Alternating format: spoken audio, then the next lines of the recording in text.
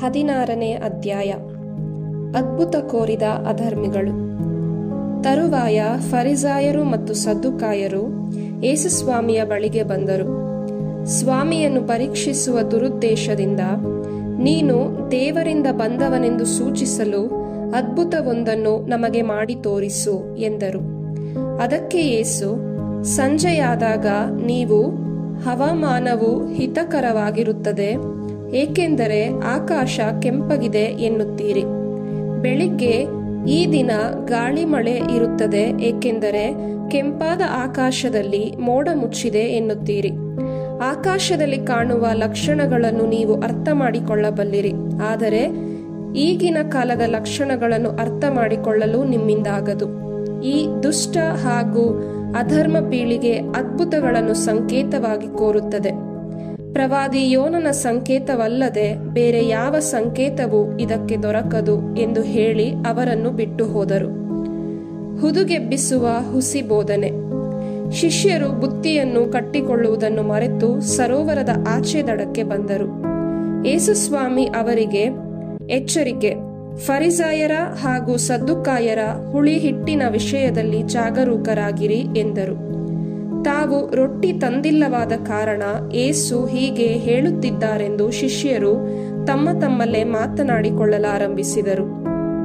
ಇದನ್ನು ಗಮನಿಸಿದ ಯೇಸು, ಅಲ್ಪ ವಿಶ್ವಾಸಿಗಳೇ, ರೊಟ್ಟಿಯನ್ನು ತಂದಿಲ್ಲವೆಂದು ನಿಮ್ಮಲ್ಲೇ ಚರ್ಚೆ ಏಕೆ?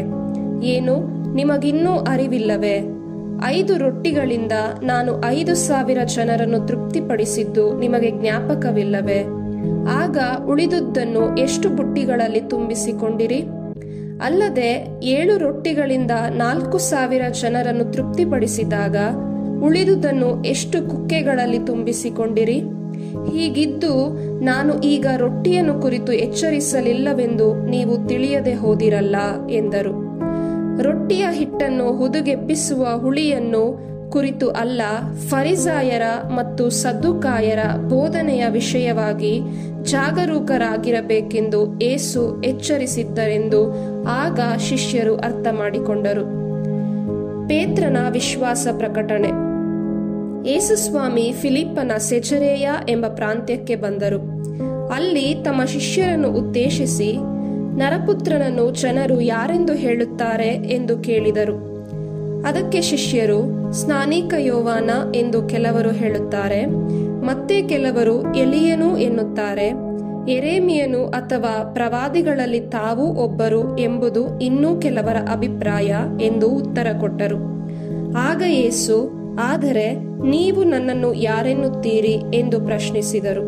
ಅದಕ್ಕೆ ಪೇತ್ರನು, ಅಭಿಷಿಕ್ತರಾದ ಲೋಕೋದ್ಧಾರಕ ತಾವೇ, ಜೀವ ಸ್ವರೂಪರಾದ ದೇವರ ಪುತ್ರ ತಾವೇ ಎಂದನು. ಅದಕ್ಕೆ ಪ್ರತ್ಯುತ್ತರವಾಗಿ ಯೇಸು ಹೀಗೆಂದರು, ಯೋನನ ಮಗ ಸೀಮೋನನೇ, ನೀನು ಧನ್ಯ. ಈ ವಿಷಯವನ್ನು ನಿನಗೆ ಶ್ರುತಪಡಿಸಿದ್ದು ನರಮಾನವ ಶಕ್ತಿ ಅಲ್ಲ, ಸ್ವರ್ಗದಲ್ಲಿರುವ ನನ್ನ ಪಿತನೇ.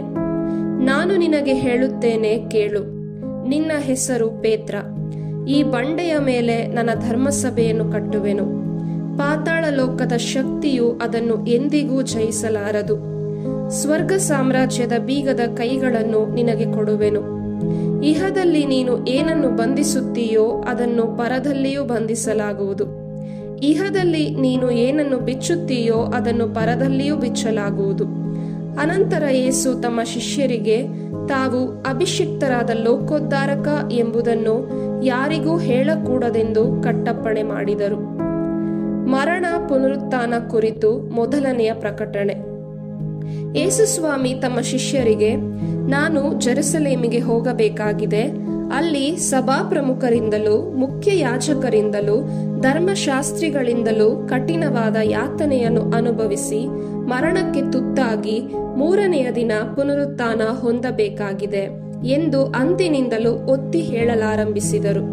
ಇದನ್ನು ಕೇಳಲಾಗದೆ ಪೇತ್ರನು ಯೇಸುವನ್ನು ಪಕ್ಕಕ್ಕೆ ಕರೆದು, ಪ್ರಭು, ಹಾಗೆನ್ನಲೇಬೇಡಿ, ನಿಮಗೆಂದಿಗೂ ಹಾಗೆ ಸಂಭವಿಸದಿರಲಿ ಎಂದು ಪ್ರತಿಭಟಿಸಿದನು. ಆದರೆ ಯೇಸು ಪೇತ್ರನತ್ತ ತಿರುಗಿ, ಸೈತಾನನೇ, ತೊಲಗಿಲ್ಲಿಂದ, ನೀನು ನನಗೆ ಅಡೆತಡೆ. ನಿನ್ನ ಈ ಆಲೋಚನೆ ಮನುಷ್ಯರದ್ದೇ ಹೊರತು ದೇವರದಲ್ಲ ಎಂದರು. ಅನಂತರ ತಮ್ಮ ಶಿಷ್ಯರಿಗೆ ಹೀಗೆಂದರು, ಯಾರಿಗಾದರೂ ನನ್ನನ್ನು ಹಿಂಬಾಲಿಸಲು ಮನಸ್ಸಿದ್ದರೆ ಅವನು ತನ್ನನ್ನು ತಾನೇ ಪರಿತ್ಯಜಿಸಿ ತನ್ನ ಶಿಲುಬೆಯನ್ನು ತಾನೇ ಹೊತ್ತುಕೊಂಡು ನನ್ನನ್ನು ಹಿಂಬಾಲಿಸಲಿ. ತನ್ನ ಪ್ರಾಣವನ್ನು ಉಳಿಸಿಕೊಳ್ಳಲು ಹಾತೊರೆಯುವವನು ಅದನ್ನು ಕಳೆದುಕೊಳ್ಳುವನು. ಆದರೆ ನನ್ನ ನಿಮಿತ್ತ ತನ್ನ ಪ್ರಾಣವನ್ನು ಕಳೆದುಕೊಳ್ಳುವವನು ಅದನ್ನು ಕಂಡುಕೊಳ್ಳುವನು. ಪ್ರಪಂಚವನ್ನೆಲ್ಲ ಗೆದ್ದುಕೊಂಡರೂ ಒಬ್ಬನು ತನ್ನ ಪ್ರಾಣವನ್ನೇ ಕಳೆದುಕೊಂಡರೆ ಅದರಿಂದ ಅವನಿಗೆ ದೊರಕುವ ಲಾಭವೇನು?